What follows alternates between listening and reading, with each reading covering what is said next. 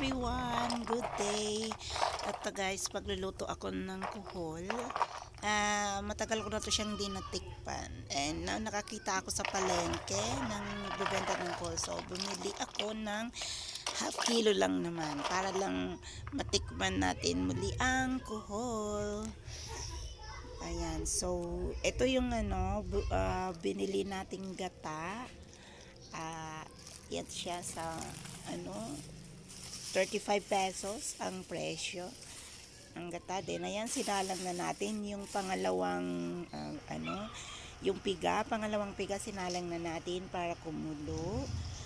Yan siya, and then isunod natin ng bawang and luya lang nilagay ko dyan guys, bawang at luya.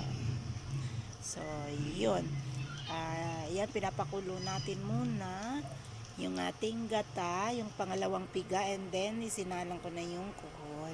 Yan. So alam nyo naman guys, ang kuhol is simpleng luto lang talaga, gata lang. So ang sarap talaga guys. Ayan na siya, then tinakpan ko. After that, kumukulo na siya.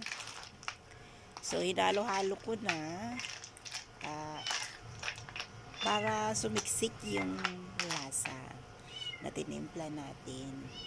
Okay, and then paluto na siya. Yan, sinalang na natin yung piga, tawag doon, yung unang piga pala. So yan, luto na siya guys.